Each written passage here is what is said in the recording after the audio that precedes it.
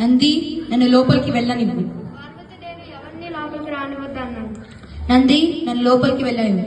ఇంతకీ నా భక్తుడివి, నేనేం చెప్పినా కూడా అది నువ్వు చేయాల్సిందే. చిత్తం ప్రభు.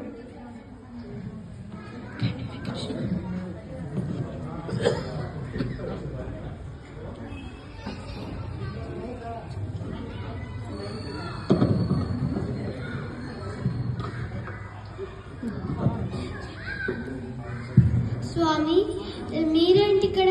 నేను నందికి చెప్పానే ఎవరిని లోపలికి రానివ్వద్దని. నంది నా భక్తుడు, నేనేం చెప్పినా కూడా అతను చేస్తాడు. లోకంలో అందరూ స్వామి భక్తులే, అందుకనే నాకు ఇప్పుడు ఒక బలవంతుడైన తెలివైన ఇంకా నా మాట వినే ఒక పుత్రుడు కావాలి.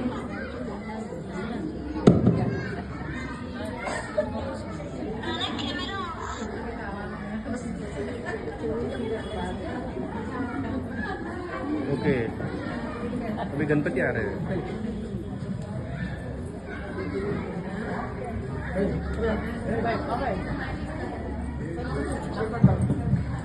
నాయనా, నువ్వు ఇంత సుందరంగా ఉన్నావు. ఇవాటి నుంచి నువ్వు నా పుత్రుడు గణేశుడుగా పిలువబడి ఉంటావు.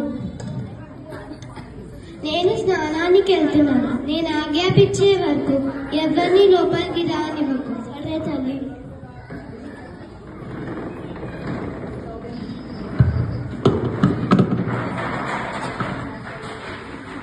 నాయనా, నీవు ఎవరివి? నేను పార్వతీదేవి పుత్రుడిని గణేశుడు. ఇంతకు మీరెవరు? ఆహా, నేనే పార్వతీదేవి పతిని, శివుణ్ణి. నమస్కారం తండ్రి. ఎంతైనా కూడా నేను మిమ్మల్ని లోపలికి పంపించాను. నంది, బాలుడి సంగతి చూసుకో.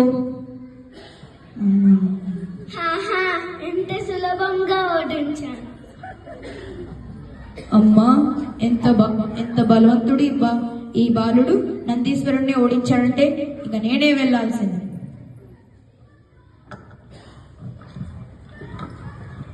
ఇప్పుడు తండ్రి కొడుకుల మధ్య ఏ భీకర యుద్ధం జరగబోతుందో, ఏ ప్రళయం సంభవించే ముందే నేను ఎలా ఆపాలి? త్వరగా వెళ్ళాలి.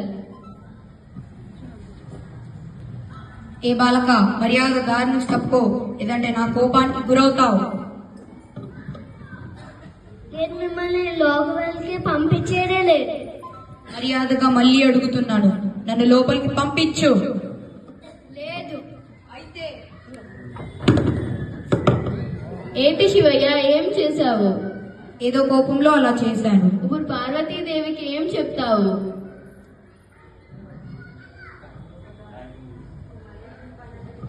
నా పుత్రుడు. స్వామి, ఏం జరిగింది? ఏదో కోపంలో అలా చేశాను పార్వతి. కోపం వస్తే మన పుత్రుడిని హతమారుస్తారా? నన్ను క్షమించు పార్వతి. ఇప్పుడు ఏం చేస్తారో నాకు తెలీదు. ఇప్పటికిప్పుడు నాకు నా పుత్రుడు సజీవంగా కావాలి, లేదంటే ఇంకో ప్రళయం వస్తుంది.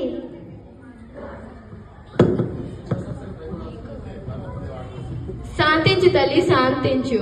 శివయ్య, సమయం మించిపోతుంది. ఒక శిరస్సుని నంది, తూర్పు దిశగా వెళ్లి ఒక బాలుడు తన తల్లి వీపును చూసిన ఆ బాలుడి శిరస్సును తీసుకురా. చిత్తం ప్రభు.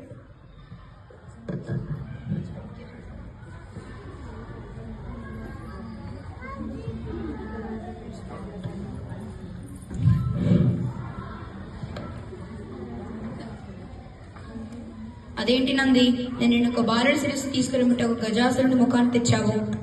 సమయం మించిపోతుంది, ఇంకెవరి శిరస్సు కంపించలేదు.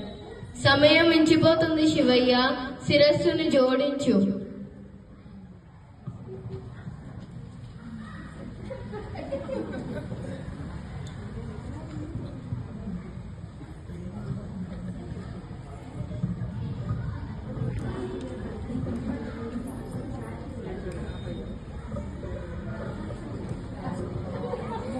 అదేంటి, ఇంత సుందరమైన బాలుడికి గజాసుడి ముఖం పెట్టారు? వేరే వాళ్ళు ఇతన్ని చూసి హేళన చేస్తారు. శాంతించు తల్లి, శాంతించు. ఎవరూ తినను చూసి హేళన చెయ్యరు. తినకి గజాసుని ముఖం పెట్టాడు కాబట్టి గజాననుడు అని పిలుస్తారు. ఇప్పుడు నుంచి ఏ పూజ అయినా చేసే ముందు ప్రథమ పూజగా తిననే పూజిస్తారు. ఇది నా వరం తల్లి.